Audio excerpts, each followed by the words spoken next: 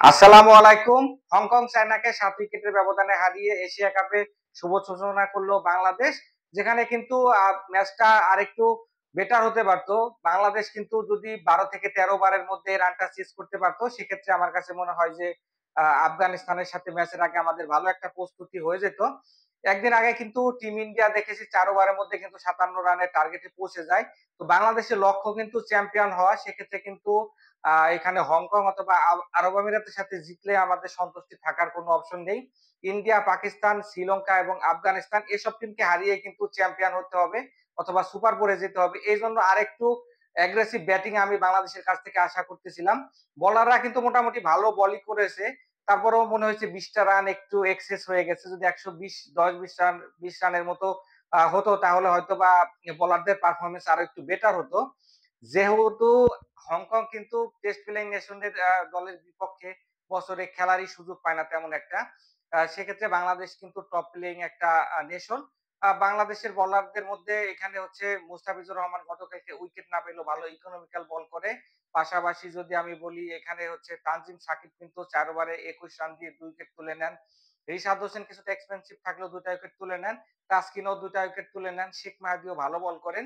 ১ম এ ব্যাট করতে নেমে এখানে হচ্ছে আ আ ১ম, ২য় বারেই তাসকিন আহমেদ কিন্তু উইকেটের দেখা পান। এখানে আনসুমান রাতের উইকেটটা তিনি পেয়ে যান। যদিও ওটা ১ম অবস্থায় কিন্তু আম্পায়ার আউট দেননি। পরবর্তীতে লিটন দাস রিপ্লে নেন এবং পরবর্তীতে দেখা যায় যে ওটা আউটসাইড এ ছিল। বাবর হায়াত কিন্তু ভালো ব্যাট করতে থাকেন। এখানে তানজিম সাকিবের একটা ওভারে ৬ মারেন। পরবর্তী বলে কিন্তু তানজিম সাকিবের দারুণ একটা বুদ্ধিদীপ্ত বলে বোল্ড আউটে তিনি প্যাভিলিয়নে ফিরে যান। ডাউন দা উইকেটে আসেন ওই বলটাতে এবং আউটসাই আ বলটা কিন্তু একটু আউট সুইং করে বেরিয়ে যাচ্ছিল। দারুণ একটা বল ছিল। এই বাবর হায়াতের আসলে কিছু করার ছিল না। অন্য যেকোনো ভালো ব্যাটসম্যান হলেও বিট হয়ে যেত। আমার কাছে মনে হয় গতকালকের সেরা ডেলিভারি ছিল এই বলটাতে। এর পরবর্তীতে হচ্ছে জিশান আলী এবং হচ্ছে নিজাকাত খানের মধ্যে একটা পার্টনারশিপ পায়। নিজাকাত খানের ২০১৪ সালে বাংলাদেশ এবং হংকং এর যে টি-টোয়েন্টি একটা মাত্র ম্যাচ অনুষ্ঠিত হয়েছিল সেখানেও ছিলেন। ভালো অভিজ্ঞ। ১ম অবস্থায় একটু স্ট্রাগল করছিলেন গতকালকে। পরবর্তীতে কিন্তু একটু মেরে খেলার চেষ্টা করেন। জিশান আলী কিন্তু ১ম অবস্থায় ২০ বলে ৬ রান করেন। পরবর্তীতে একটু এক্সালারেট করতে গিয়ে কিন্তু এখানে তানজিম সাকিবের বলে মুস্তাফিজের হাতে ক্যাচ দিয়ে ফিরে যান। মুস্তাফিজ কিন্তু পিছন দিকে ফিরে অসাধারণ একটা ক্যাচ নিয়েছেন। এর পরবর্তীতে হচ্ছে ইয়াসিন মুর্তুজা ক্যাপ্টেন নেমেই কিন্তু ৪ ছক্কা হাঁকাতে থাকেন। যদিও আনফরচুনেটলি ১৯ বলে ২৮ রান করে তিনি আউট হয়ে যান। না হলে হয়তো স্কোরবোর্ডটা আরেকটু সমৃদ্ধ হলেও হতে পারত। শেষের দিকে গিয়ে নিজাকাত আলী কিন্তু এখানে রিশাদ হোসেনের উপর চড়াও হন। ৬ মারার পরবর্তী বলে অবশ্য এখানে বাউন্ডারি লাইনে তিনি আউট হয়ে যান। আউট হওয়ার আগে মূল্যবান ৪২ রানের একটা ইনিংস খেলেন। এর পরবর্তী বলে কিন্তু রিশাদ হোসেন আরেকটা উইকেট তুলে নেন। এলবিডব্লিউ উইকেট ছিল এটি। শেষের ওভারে তাসকিন আহমেদ নিজের ২য় উইকেটের দেখা পেলে ১৪৩ রানেই থেমে যায় এখানে হংকং এর ইনিংস। জবাব দিতে নেমে কিন্তু এখানে পারভেজ হোসেন ইমন ভালো শুরু করেছেন। ১৪ বলে কিন্তু এখানে ১৯ রানে তিনি পৌঁছে যান। যদিও এর পরবর্তীতে কিন্তু তিনি আউট হয়ে যান। তানজিদ তামিমও কিন্তু গতকালকে একটু স্লো ব্যাট করেন। তিনি ১৮ বলে ১৪ রান করেন। তার কাছ থেকে কিন্তু আমরা আরেকটু এগ্রেসিভ ব্যাটিং দেখতে চাই। হংকং এর কিন্তু একদম ওই মানের কোনো বোলার নেই। যেহেতু আমাদের রাশিদ খান, হাসারাঙ্গা থেকে শুরু করে আরো ভালো, ভালো চামিরার মতো বোলার ফেস করতে হবে। সেক্ষেত্রে হয়তোবা আরেকটু এগ্রেসিভ হলে আ দেখতে ভালো লাগতো।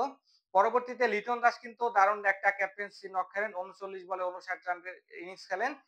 লিটন দাস যদি শেষ দিকে গিয়ে আউট না হতেন তাহলে হয়তোবা বাংলাদেশের ব্যবধানটা ৭ থেকে ৮ উইকেটের ব্যবধানে হলেও হতে পারত। লিটন দাস কিন্তু আ আ আরেকটা 50 তুলে নেন। এখানে একটা ৬ এর পাশাপাশি ৬ টা ৪ এর মারও ছিল তার এবং স্ট্রাইক রেটটা কিন্তু অসাধারণ ছিল ১৫১। তাওহিদ হৃদয় এখানে আমার কাছে মনে হয় যে তার স্ট্রাগল পিরিয়ডটা কিন্তু চলমান রয়েছে। তাওহিদ হৃদয় কিন্তু গতকালকেও ৩৬ বলে ৩৫ রানের ইনিংস খেলেন। ৯৭ ছিল তার স্ট্রাইক রেট। আ তিনি কিন্তু বিশেষ করে ১৬ তো ব্যাটিং করতেছিলেন একটা ফ্রি হিট বলেও কিন্তু তিনি কাজে লাগাতে পারেননি। ফ্রি হিট মানে হচ্ছে এমন বল যেটাতে কিন্তু আপনার লাইসেন্স থাকবে যে আপনি স্টাম্পিং হবেন না, বোল্ড আউট হবেন না, ক্যাচ আউট হবেন না। সব ওই বলগুলো কিন্তু আপনি ফ্রি লাইসেন্সে খেলতে পারবেন। যদি জাসপ্রীত বুমরাও বল করে সেক্ষেত্রে কিন্তু আপনি ৬-৪ এর জন্য খেলবেন। কিন্তু তাওহিদ হৃদয়কে আমরা দেখলাম একটা স্পিনার বিরুদ্ধে ফ্রি হিট পাওয়ার পরও তিনি কিন্তু বলটা মনে হয় সিঙ্গলের জন্য খেলেন। হয়তোবা টেস্ট এবং ওডিআই মেজাজে তিনি টি-টোয়েন্টি ক্রিকেট খেলতেছেন এমনটা হলে কিন্তু পরের রাউন্ডের এই রাউন্ডে যে আমাদের আফগানিস্তানের রাশিদ খান রয়েছেন, হাসানাঙ্গা রয়েছেন শ্রীলঙ্কা, তাদের বিরুদ্ধে কিন্তু আরো হার্ড টাইম যাবে মনে হয় তাহিদ হৃদয়ের।